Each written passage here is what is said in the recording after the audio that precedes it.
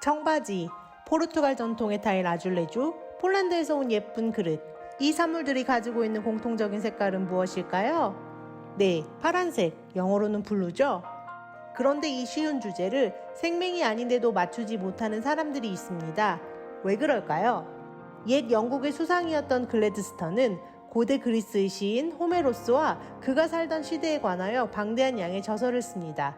그리고 그 저서 마지막에 그 당시 그리스 사람들이 인지하던 색은 지금의 우리와는 다르다는 결론을 내리는데요. 그도 그럴 것이 호머의 서사시 일리아드와 오디세이에서는 피, 무지개, 구름을 보라색 또는 어두운 빨간색으로 표현하였습니다. 바다를 보고는 어두운 와인색 같다고 말했는데요. 그런 그의 서사시에서 파란색은 단 한 번도 언급되지 않았습니다. 실제로 고대의 중국어, 히브리어, 그리스어 등에서는 파란색이라는 단어를 찾을 수가 없습니다. 그나마 고대 이집트만이 파란색을 오래전부터 사용했다고 알려져 있습니다. 사실 파란색은 인류가 가장 늦게 발견한 색깔입니다. 자연에서도 흔히 존재하지 않는 색이 파란색인데요. 우리가 좋아하는 과일 블루베리도 사실은 보라색에 가깝다고 할 수 있고요. 그래서 어쩌면 사람들은 파란색을 언급할 필요성을 잘 못 느꼈을지도 모릅니다. 파란색을 초록색과 비슷한 색깔로 표현하면 그만이니까요. 색깔의 인식과 언어의 상관관계에 관련한 재미있는 실험이 있습니다. 언어학자 기 도이처와 그의 아내는 새로 태어난 딸 알마에게 사물의 이름과 함께 색깔을 가르쳐 주었습니다. 빨간색 사과, 초록색 잔디, 보라색 포도 뭐 이런 식으로 말이죠. 그렇지만 항상 의도적으로 하늘의 색깔만은 말하지 않았다고 합니다.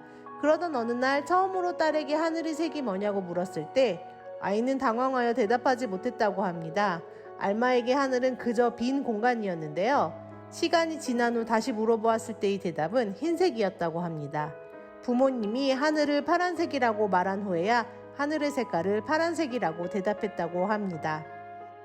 한편 영국 런던대의 다비토프 교수는 나미비아에서 다른 실험을 했습니다. 파란색이라는 단어가 이들의 언어에 존재하지 않는 흰바족에게 다음의 그림을 보여주며 다른 색깔을 찾아보라고 했습니다.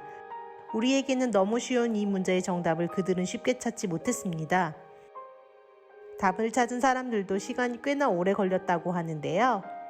반면 다 같은 색으로 보이는 다음의 그림을 보여주었을 때 흰바족은 쉽게 다른 색깔을 찾아낼 수 있었다고 합니다. 이 문제의 답을 여러분은 쉽게 찾으셨나요? 그 이유는 흰바족은 초록색에 대해 우리보다 훨씬 세분화되어 분류를 하기 때문이라고 합니다. 그 언어에 존재하지 않는 단어에게 인식하지 못한다. 언어적으로 세분화되어 있다면 없는 색깔도 보인다. 더 나아가서 언어는 우리가 세상을 인식하는 데에 지대한 영향을 끼친다. 사실 이것은 언어학자들이 오랜 기간 동안 싸우고 있는 주제입니다. 그리고 이에 대한 대답은 모릅니다.